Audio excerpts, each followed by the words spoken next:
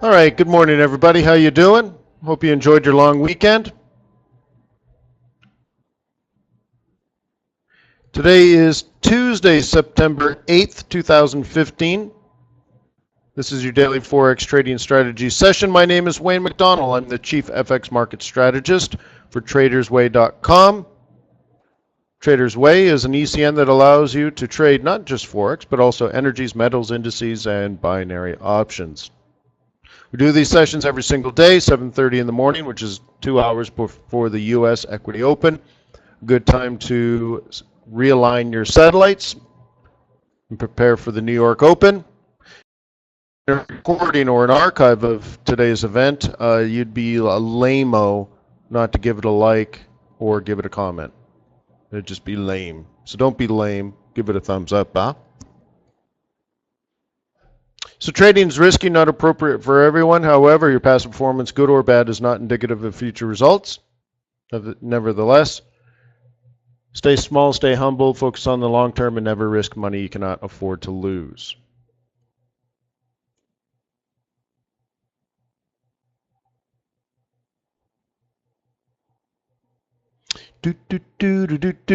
All right, so here's crude oil. Where is my mouse? Hello, mouse. Okay. So we're supposed to be maybe perhaps potentially working our way back up. As you can see here, we made a higher high relative to previous highs. Came back, made a 50% retracement, and maybe just maybe potentially stabilizing in here, and maybe just maybe potentially moving its way up.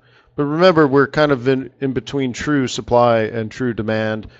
Demand isn't picking up very quickly. I mean, think about it. Did the world actually change that quickly? No. So we're just, overshot the logics of it, and now trying to rebound and stabilize in a proper equilibrium. But nonetheless, 30-something is probably too low. So could it rise up to around $50 and stabilize around there? Yeah, seems pretty reasonable. Right? Seems plausible. So just fine, let it do its thing.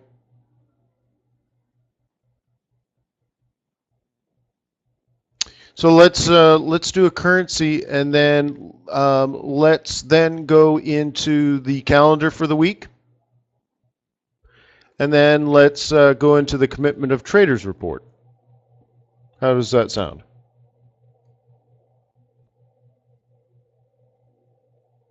Thomas asks, will today's webinar be recorded? Yes, sir. Let me load that up, and let me try to, again, I lost my mouse. Wow. All right. Where is, here it is. All right. So here we are in forex.today, and you will find archives of the previous webinars. The most recent one is going to be here right on the home page. And then down the right-hand side of the home page, you have webinar videos. And here are all the archives of the last few weeks of videos. Okay, so that's where you find them. Another place that you can find them is http://www.youtube.com/c as in channel /tradersway. And you will also find them there. Okay?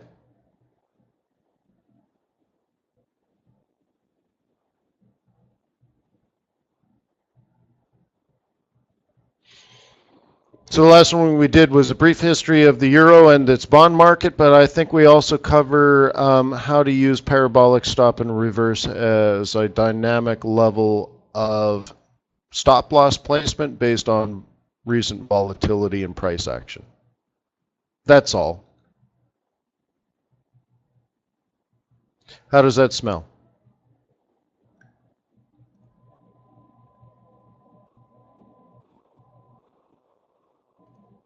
Good.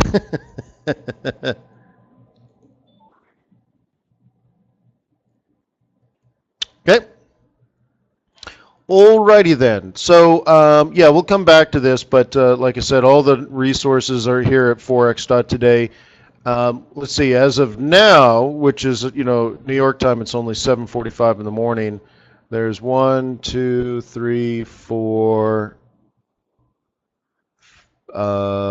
just 4, and then these are little just before the rollover. So, there's still, there's about 8 probably trading ideas for the day already. Looks like some of the analysts have slept in for the day, or maybe these are super early. That's probably what it is. Yeah, so Igor posted his for the 8th, and it came on the 7th. So they didn't sleep in. They got up early. I can tell you on the home page of forex.today, there's 4, 8, 12, at least 12 posts for today on forex.today. All right, so we'll come back to that un moment. All right. So here we are, Euro USD 4-hour chart. What do you think? An amazing opportunity to trade?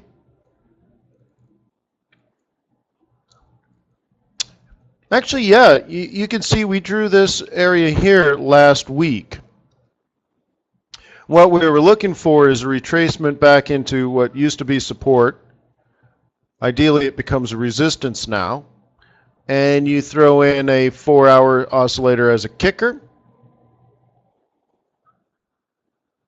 And it looks pretty nice.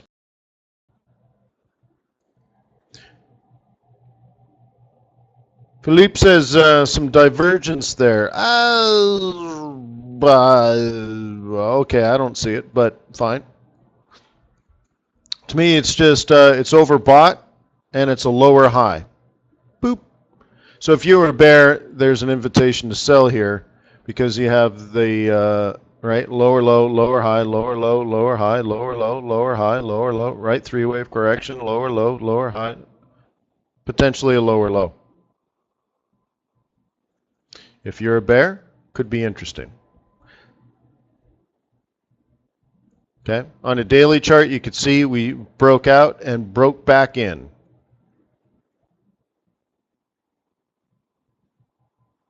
How about on a 15-minute chart? You are not alone. Clear as mud trading, huh? Yeah. So one thing that you could look at is, say, somebody's trading this on a higher time frame. Try not to get caught on the short-term noise. The big spike there was pretty reasonable, European-based news. Some good GDP numbers and stuff. Fine. So the euro skyrockets for a while, and then everybody says, forget about it. Forget about it. Right? And so what do? Market goes up for a while, and then the smart money sells it. They say, oh, yeah, good good GDP. Yeah, good GDP. Sell. Whatever, because they're still looking at interest rate differentials, right? Remember, this isn't necessarily an economics trade, is it?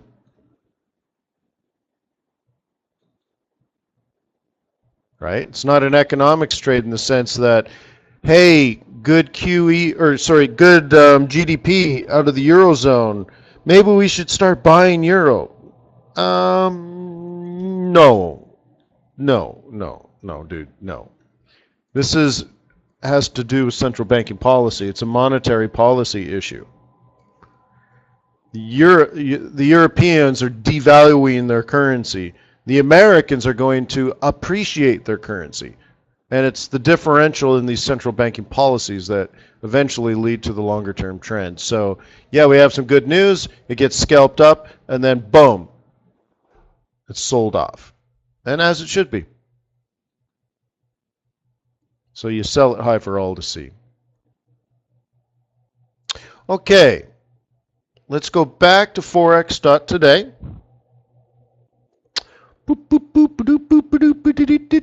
Let's do the calendar. Why not?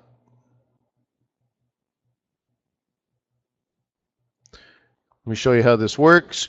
You click on Show Filter. You say 3 stars only, which are the most important. News events of the week. And then hide the filter. All right.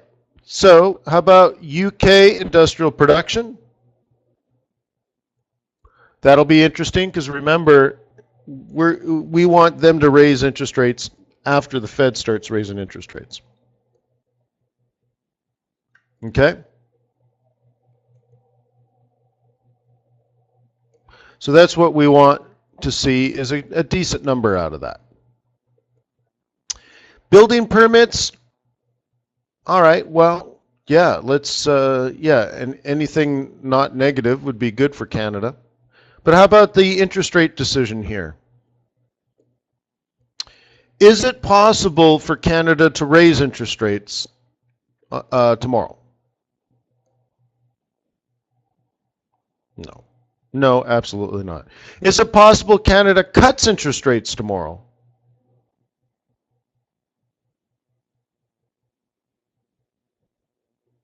Yeah.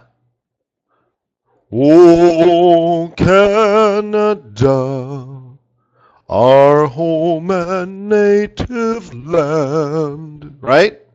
True patriot love. Yeah, check it out. That could be interesting. Could be a very interesting news event tomorrow. Will you be here? I'll be here. Right?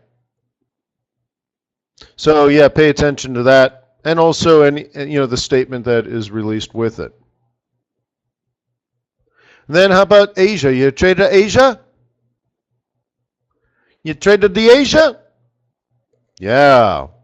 So then we get the RBNZ, the Reserve Bank of New Zealand, eh? They're going to do their interest rate decision too. So back to back. The BOC, then the RBNZ. And then if that wasn't good enough, boom, let's throw in some Chinese CPI. So if you're an economist, do you think these things are important? Interest rate decision out of the Bank of Canada, the interest rate decision out of New Zealand, another commodity currency, and then inflation out of China, and then throwing some Aussie interest rate decisions. Holy smokes, what could be better? Oh, the Bank of England interest rate decision and MPC's monetary statement. It's like a heart attack, man. I don't know. You know, it's like a kid in a candy store and you're like, oh my God, look at this. Then you turn the corner and there's something even more amazing. You're like, oh my gosh, look at that. And then you turn the corner and there's another, oh my gosh. And all of a sudden, boom, your head just explodes.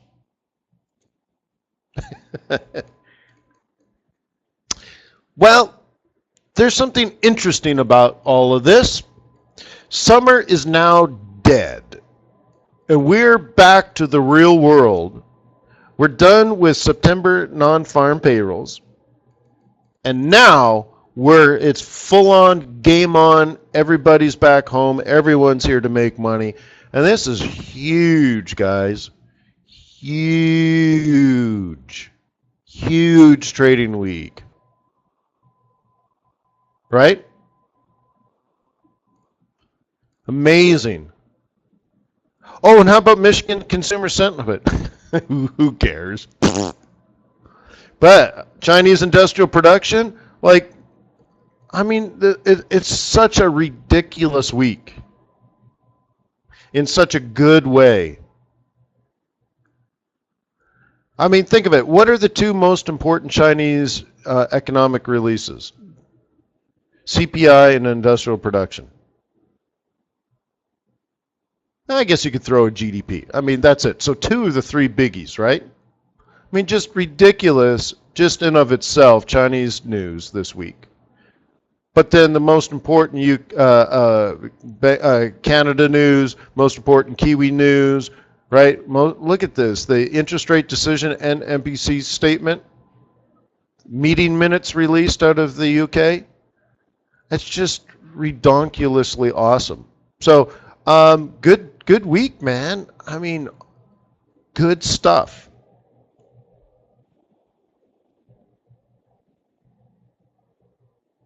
Okay? Very good stuff. Now, hopefully everything goes as planned, right? So Canada, probably not going to have great news. New Zealand, probably not going to have great news. China, probably not going to have great news. Right? Australia, probably not going to have great news. Bank of England, maybe. Maybe. So hopefully we end the week owning a lot of dollar and selling a lot of yen. Could go the other way though, couldn't it? So let's play it smart. It could be volatile this week. And I think what will happen is we'll clear out a lot of the noise. And the rest of the month, I think, should be fabulous, beautiful, unbelievable trading week or trading month. September has got to be my favorite month of the year for trading. And it all starts the Monday after the after NFP, or I guess this is Tuesday, right? After the holiday weekend, after non-farm payrolls, and let's just get through this, and then hopefully we just trend for the next 10 weeks. George wants to know which way the dollar's going. The way it has been for 9 months. So again, I'm a fundamental trader, George. So why would it change direction? There's nothing for it, right? So let this news come out. Let's see what we can learn. Let's play it smart, and hopefully we can catch some direct trends. Right? So game on. Let's get some of the noise out. Let's grease the skids for some good trends. But this is like scalp all week, and then hopefully trend. Did you guys catch the yens last night? Oy vey, was that awesome or what? Right? Just good stuff, man. I'm so happy. I'm so happy. I want to give you a hug. I'm so happy. So, good stuff. Oh, what am I doing? No. Get back there. All right. So, let's look at the COT just because we haven't done it for a while. I'd like to really look at it in 2 weeks from now, but nonetheless, let's take a look. This is Euro. Okay, we had that big spike, then we come back down at the end of August. And net, nothing happened. Isn't it interesting, even though we had that giant spike? Look at that. If you look at the net of the whole thing, nothing actually happened. And that's what I really like. That's the trend of it. Yeah, there might have been a price volatility, but at the end of the day, nothing happened. Or I guess at the end of the week, nothing happened. And I really like that. So the trend is still in place. Let's look at the British pound. Okay. Check that out. Less people holding the British pound at the end of the month. Now, remember though, my interpretation of everything is that we just need, I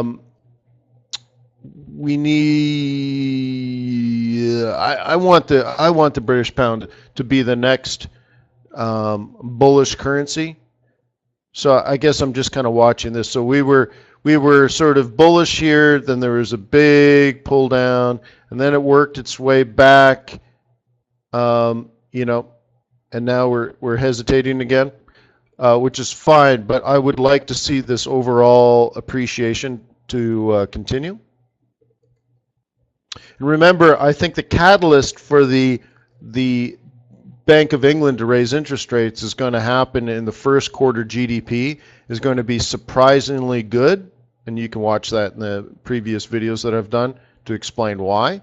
So we kind of need to build up to people talking about the Bank of England raising interest rates again, and that's why this week's meeting minutes, MPC data, interest rate decision and statement, you're going to learn a lot about where they are. Now, I don't think they're ready yet, but it's time for them to start talking about it. But they also kind of need the U.S. to raise interest rates first. So we're lining up the ducks. All right.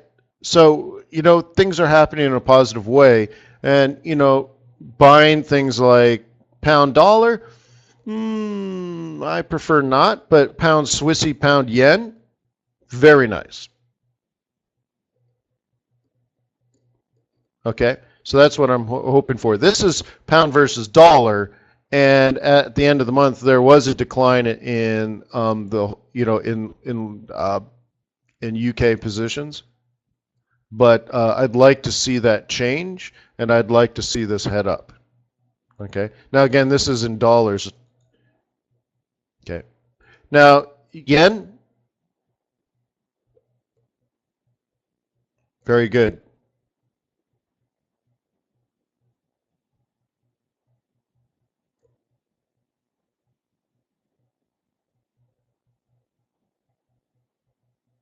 Okay, so you can see long positions in Japanese yen, little bit going up here at the end of the month.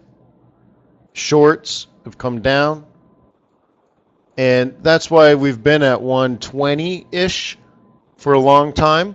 Now, what I'm looking to see over the next month or so is I'd like to see a change. I'd like to see less longs and more shorts.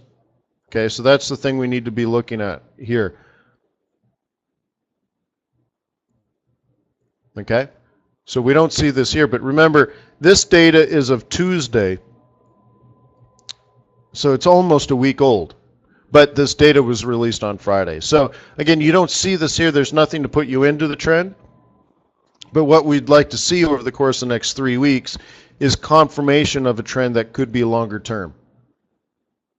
So again, me personally, what I'm looking for is this orange line to go up and this gray line to go down. Okay, and if I was long USD yen in a scenario like that, I would grow confident in my positioning.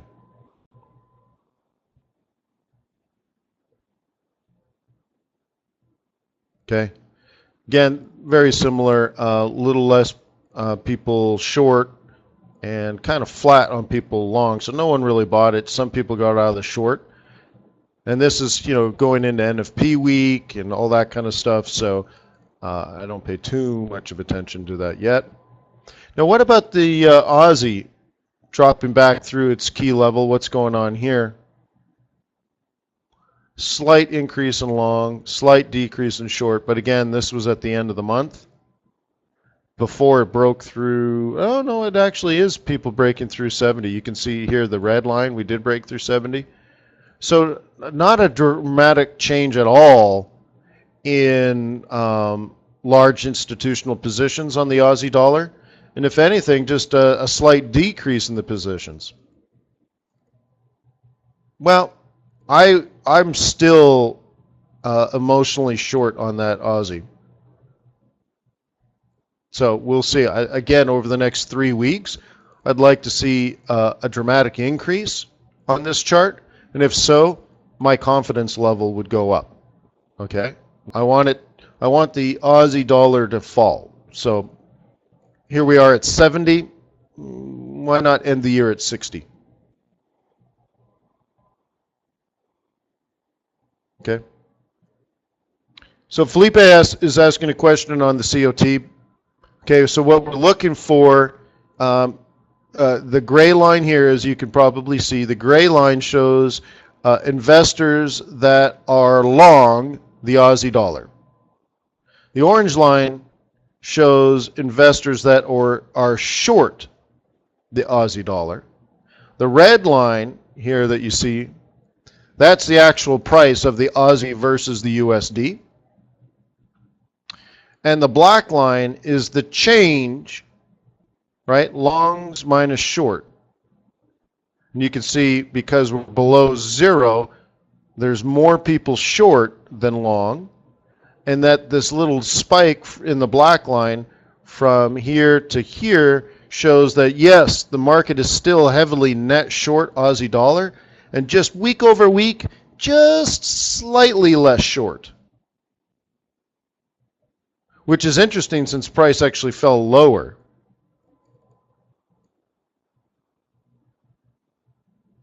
So a little bit of profit taking, little bit of buying at 70, but generally speaking, not a lot of change. So if you were a bear, there's no reason to be a bull.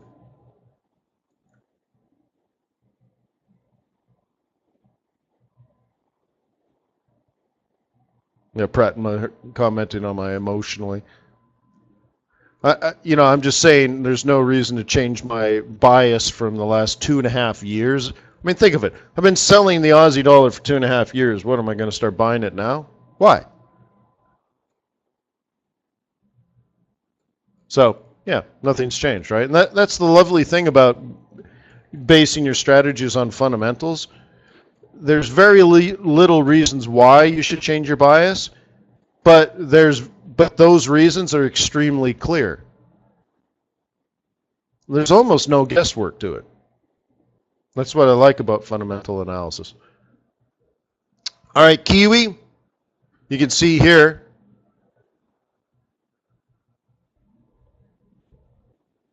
the net change is down.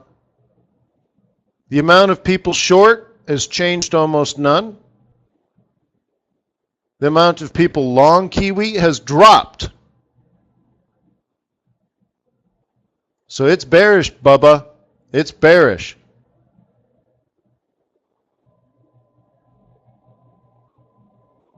Okay, isn't that nice?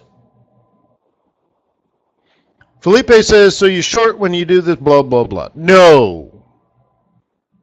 Okay, guys, this isn't, this isn't a moving average crossover. It's not going to make any decisions for you. We're looking at large institutional positions as of Tuesday of last week.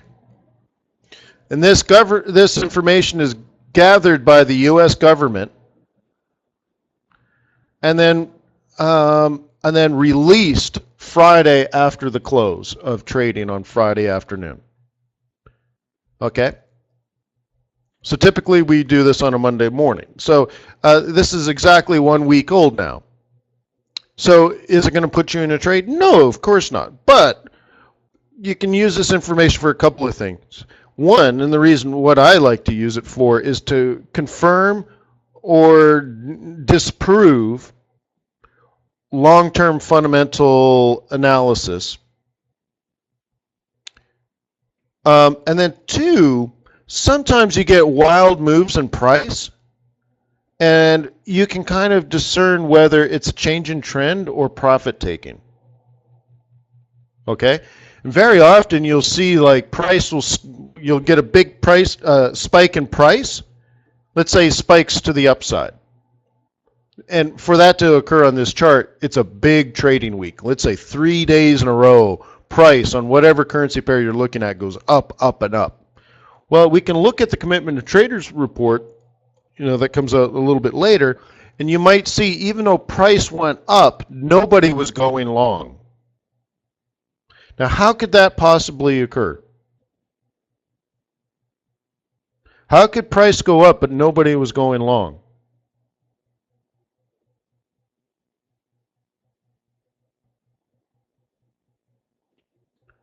Right? Short covering. The bears are taking profit. The brokers are offsetting the short positions with long positions, and price starts going up, but nobody's buying. So should I be a bull if nobody's buying? Price is going up and up and up. It went up for 3 days. And what'll happen is at some point price will hit resistance, And those bears that took profit low, they're going to then sell again high, because that's what bears do, sell high. And there's no bulls in the market, so clearly it's still a bearish market. So we can learn that from Commitment of Traders report. And now also, this is like true hedge funds. That's the funny thing, right? Non-hedging means hedge funds don't hedge, but they call them hedge funds, but they're not hedging, so they're non-hedging. I don't know, a little confusing. But trust me, this is large institutional investors that are in the market to make money on the foreign exchange market. They're not hedging some other thing. Okay? So there could be some pretty important data in this market. And also, is your mini lot counted in here, guys? You throw down a $10,000 trade? No, it's not in here. You throw down a standard lot. Is that going to be included here? You're short 2 standard lots in the Euro USD? $200,000 position? No. No. These are very, very, very large institutional investors, guys.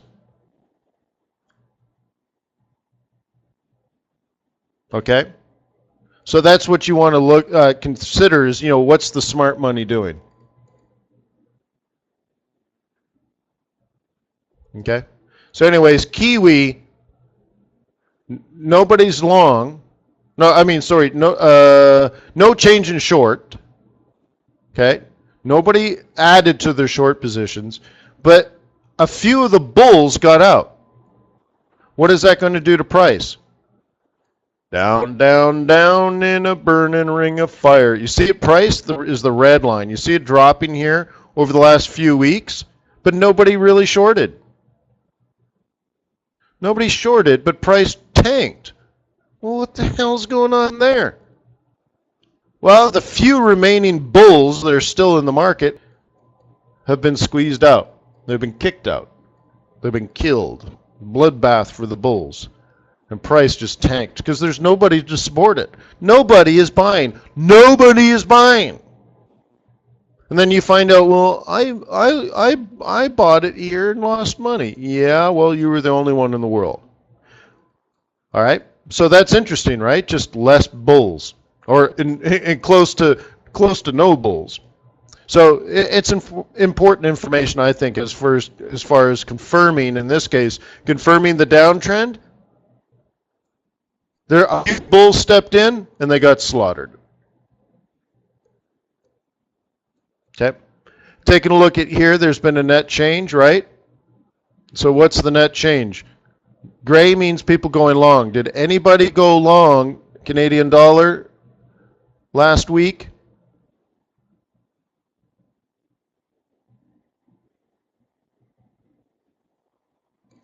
No, right? The answer is no. There was no change in this gray line. So nobody went long Canadian dollar last week. Do you think that's relevant information?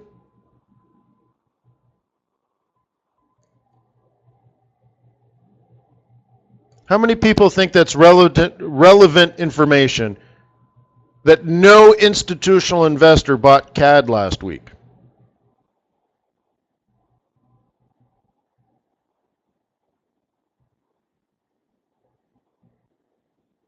Yeah. Well, thank you for logging into today's webinar.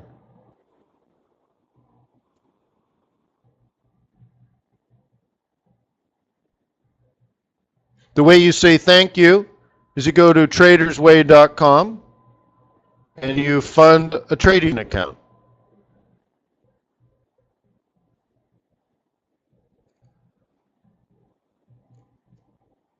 Seriously. Done that. Good. Thank you, Felipe. Jimmy says, could this be anticipation of non-farm payrolls? Well, they didn't file a report on why with the U.S. government. So why, I don't know. That's, open for interpretation.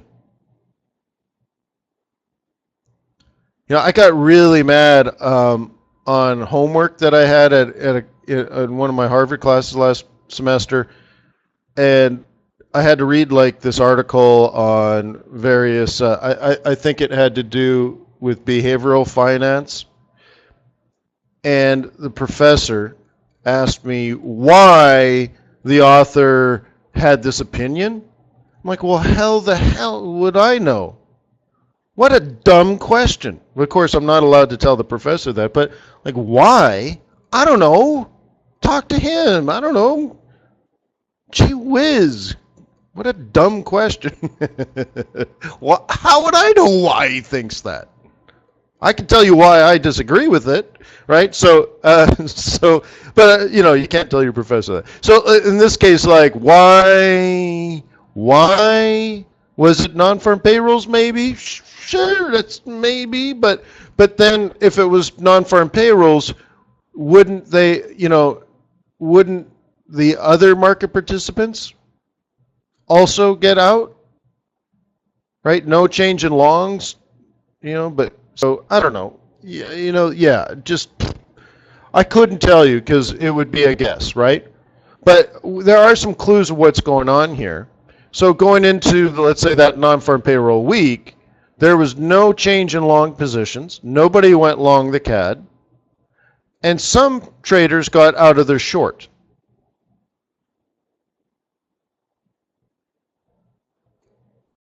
Okay? So, is it non-farm payrolls?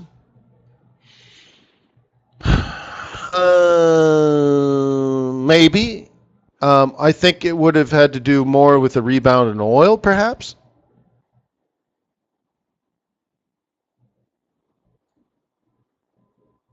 Right? But what do you want to do with the Canadian news? The Canadian dollar relative to the U.S. dollar at the moment, like right now, the Canadian dollar is strong versus the U.S. dollar. So USD CAD is falling. And I might be inclined to think about this chart and say, well, I see the Canadian dollar getting strong, but why would people be buying it now?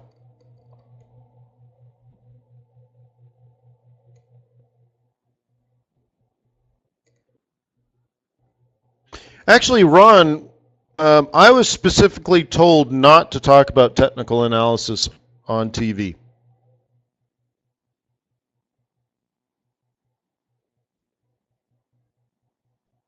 I don't know.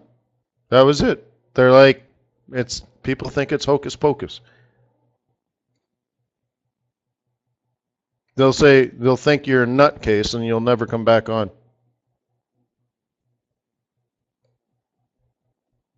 So, anyways, so I look at this chart from a week ago. Nobody's buying CAD is one way of looking at it. And the Canadian dollar at the moment is very strong. Has something changed, guys?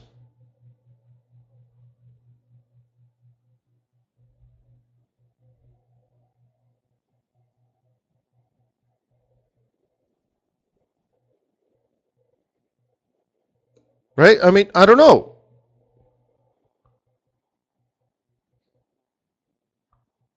Right? So this is an alpha question. It's up to you to decide.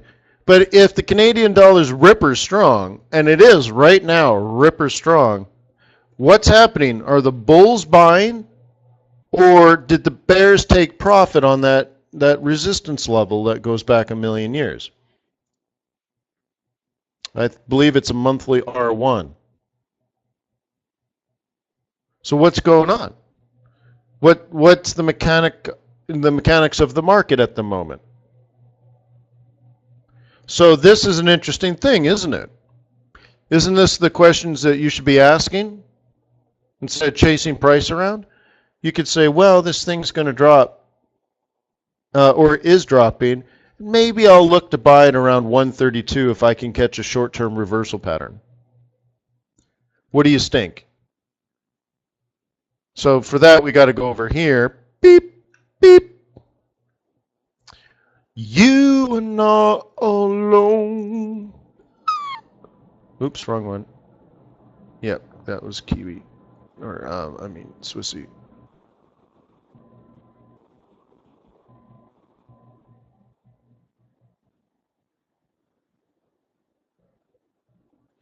Let's do it, this one.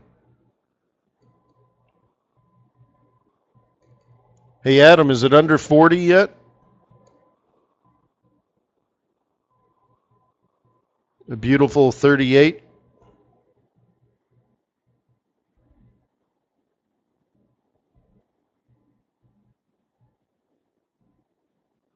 Time to kick the kids out of the house, get some fresh air on them.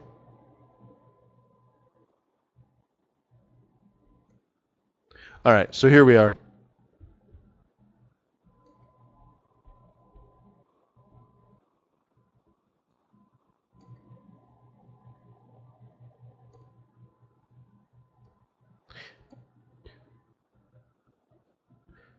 Daddy, the room is so big. No, honey, this is called outdoors.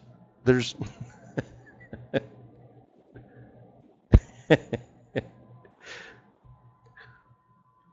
Why is the ceiling so high, Daddy? No, no, no, no. Baby doll, that's the sky.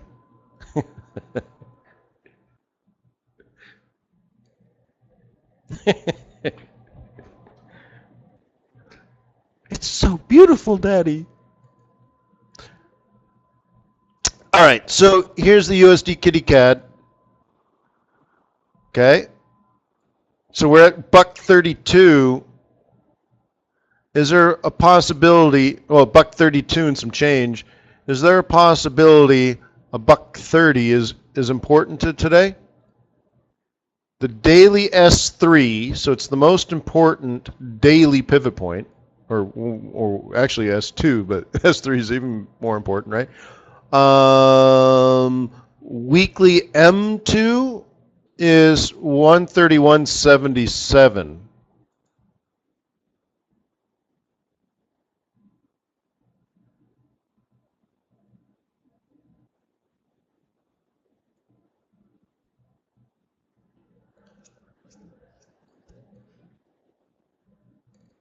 Could be pretty interesting. I'll take the 132 all the way across. It looks like it's been important in the past. Okay.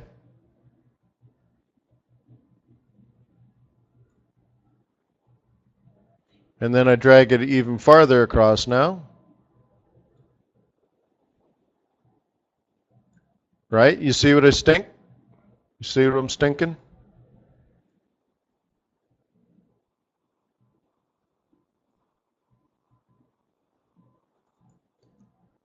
Oops. So I'm just saying it could be important in here, right? So it's dropping like a ton of bricks. Dumb money might be chasing that down, down, down, down. And smart money might be waiting to set it up for a long.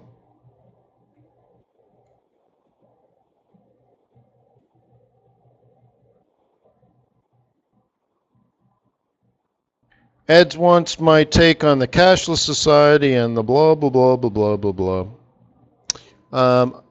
You know what? I want cash in this society, and I'm going to make money on it every day. I like cash. It creates wealth. All right, or at least creates wealth for me. So were we done on the kitty cat? Was there another one? Or yeah. All right. So we're done on the COT. Okay. So that's the COT. All that's available whenever you want it on forex.today. Just go under the news.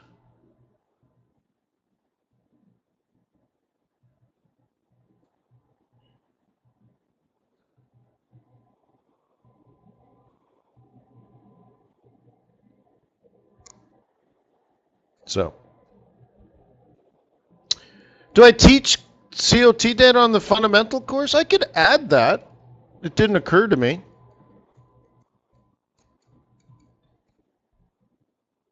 Yeah, I'm going to do things like GDP. What are the four components of GDP?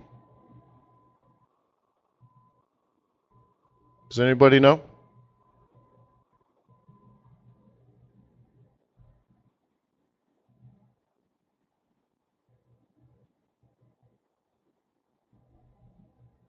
Consumers, investment, government, and net exports. So stuff like that you should know. And what are those subcomponents? And what do they mean? And how does and why does the Fed track that? And saw if they saw something that they didn't like in any of those components, what monetary policy could the Fed enact, and what are the tools that they use to enact said policy to create the monetary situation that they like? Stuff like that. Right? So what are the three tools that the Fed uses in monetary policy?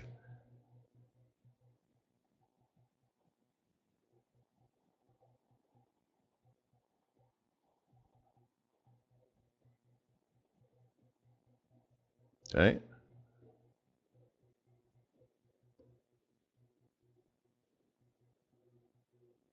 It's not actually interest rates. So if you, I mean, I'm not going to go into a whole course here, but no. What are the tools? They can adjust the reserve requirement ratio. No, Demeter says money supply. No, that's not a tool. Right? They can adjust the reserve requirement, right? What else could they do? OMOs, open market operations. And the third one?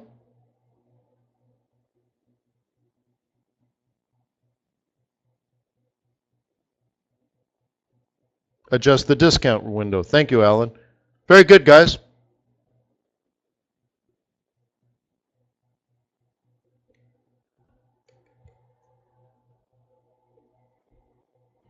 You are not alone. All right, cool. So let's just move on.com.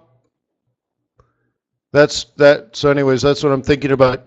How to take the COT and put it on the CAD and look for a future trade, not a past trade. Let's take a look at the beast.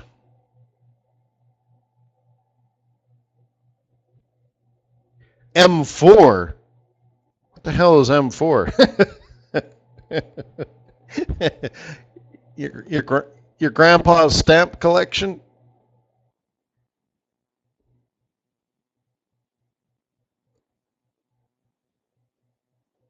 And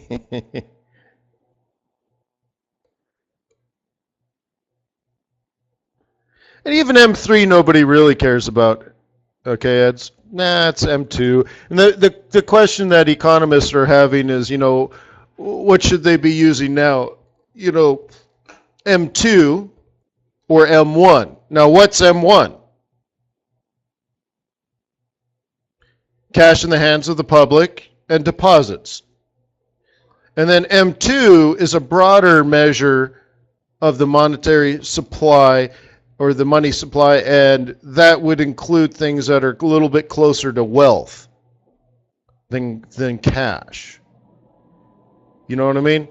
If you're including money markets and all that kind of stuff, there's a little more to wealth, and like how many people actually have a significant amount tucked away in their checking deposits, right? So there's a lot of wealth, in particular in the United States, that the way that the U.S. economy is structured, that there's a lot in mutual funds, for example, where it's a T+3 to liquidate.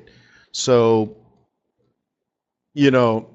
maybe that's closer to the true supply of money, so on and so forth. But anyways, forget about it.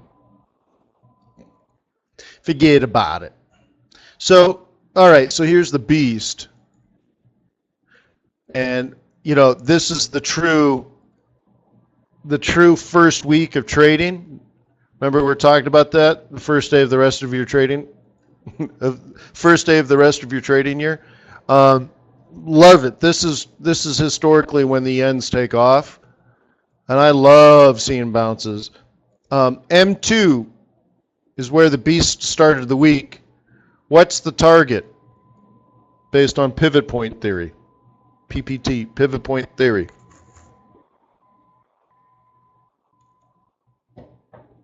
M4. So that we already knew that on Monday morning, actually Sunday afternoon in New York. The target was right there. Boom. And I would like to see that faux show.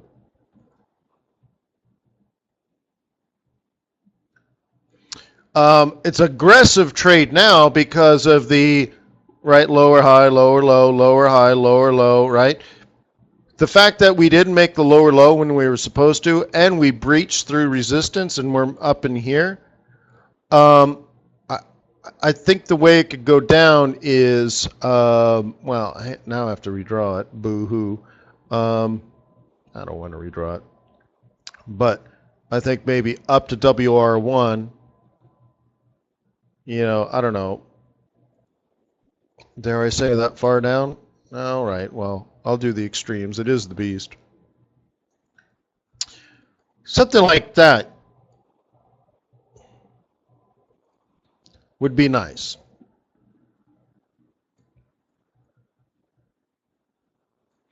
Was it all British pound?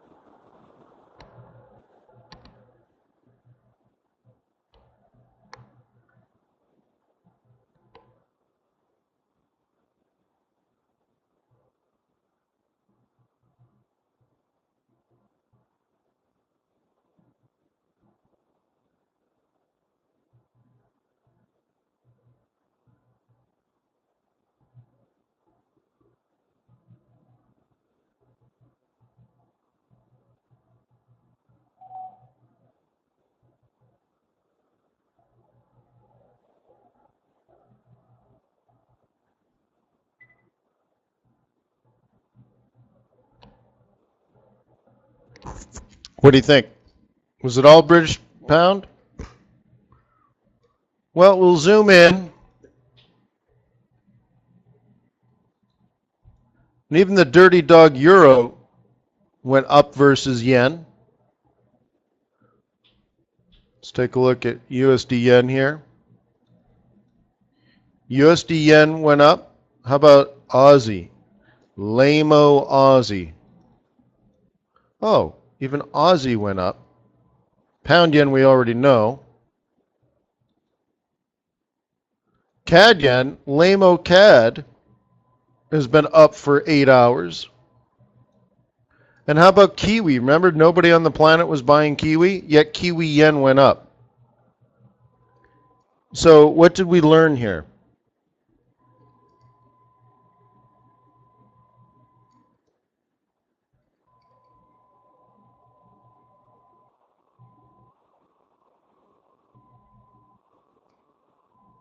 Okay, yen weakness. But what else did we learn here?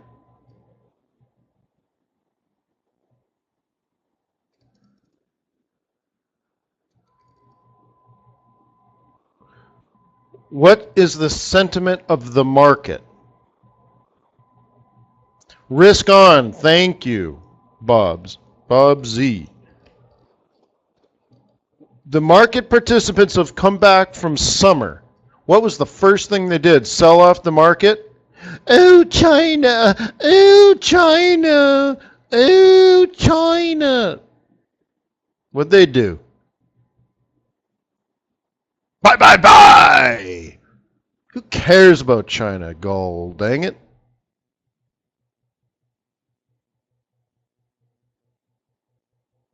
You get it?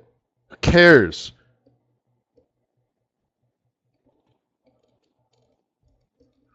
Was anyone complaining when it was phony baloney going up 150%? Well, of course it's going to come down. Duh. Right? So, yeah. So anyways, smart money comes back and they're like, let's make some money. Let's leverage up. Let's dump some yen. Let's go. Boom, boom, boom. Buy something, anything.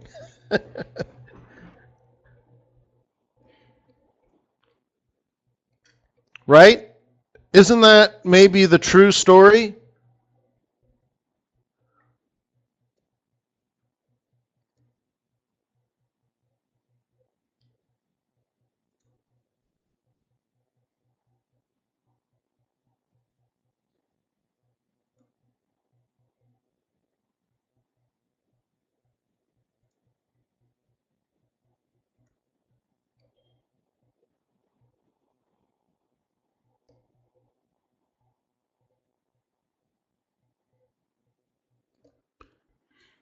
Well, okay, Japan is a safe haven. Okay. I think even the Nikkei was down today. It wasn't even a good day for Japan. And the yen weakened. Talk to me, Goose. What does this all mean, Basil? What does it mean, guys? Those are the facts. Nikkei was down. Yen is weak. What just happened?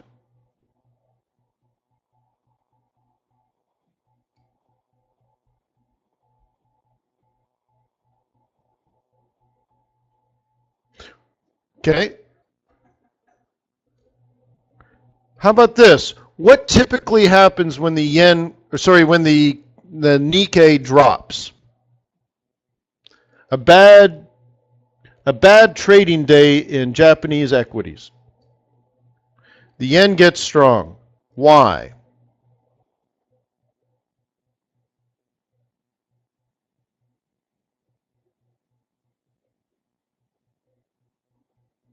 Because the market goes from what they do is they cash out of those risky investments in the Nikkei, and they move to safe, guaranteed investments in Japanese government bonds. Well, a lot of the investments that, let's say, Japanese investors had were outside the United States. Outside of Japan. They were in places like the United States. And so all of a sudden, when there's a risk-off mood, there's a bad day in Japan, people just get out of the riskier investments and buy Japanese government bonds. They bring their money back home where it's safe. The yen gets strong. Well, today we had a bad day, but the yen did not get strong.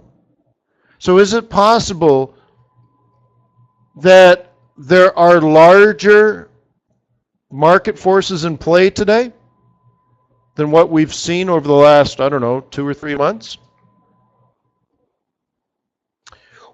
Well, Igor says into Kiwi.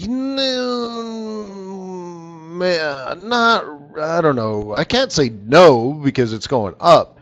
But I think it's just a general idea of whatever you're going to do, it's time to do it. We're back from vacation. And you need to borrow money. So even though it was a bad day in Japan, which normally would give a strong yen. So let's just pretend the yen did get strong.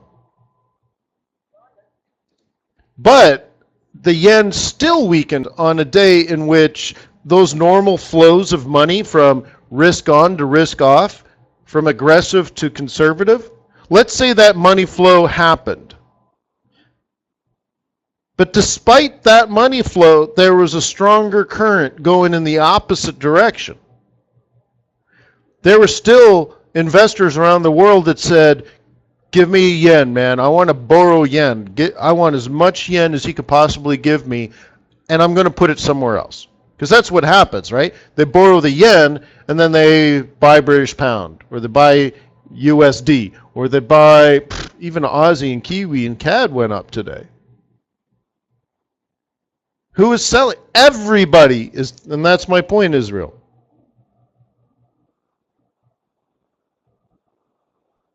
That's my point.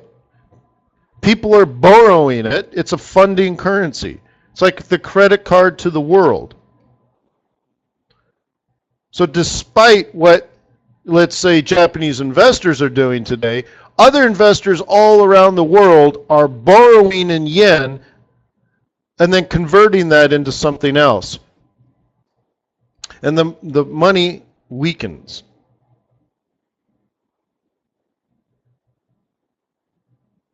Okay? Or, no, I'll leave it at that. That's it. So I think all the hedge fund managers are back. Today's the first day of work. They walk in and they're just like, buy pound yen, buy Aussie yen, buy Kiwi yen, buy CAD yen, buy USD yen, buy Mexican peso yen, buy Turkish lira yen, buy anything with the yen, just buy it.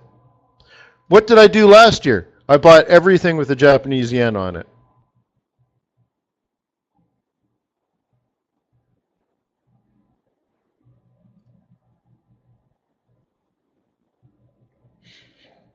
So I'm happy to see that on the first day.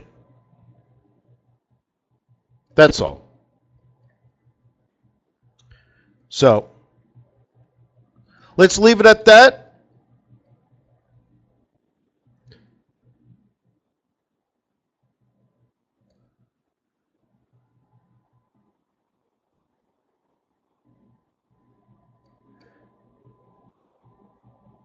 We got lots to do this week. Very, very, very busy. So hopefully I'll see you at forex.today. Here we are. Also, if you're watching the video on youtube.com, please leave a like. Let me show you how to do it. It's not that complicated. All right, so we spend an hour to an hour and a half, sometimes 2 hours on these videos. You have to do this. Click. If you can't do that, then you're just a big fat lame-o. So be nice, man. Pay it back. Give it a like. Or even better, leave a comment. Could take 30 seconds, but look at these wonderful comments. Cool. So anyways, hey, peace on earth. May the pips be with you. May your profits be above average. Thank you for today, attending today.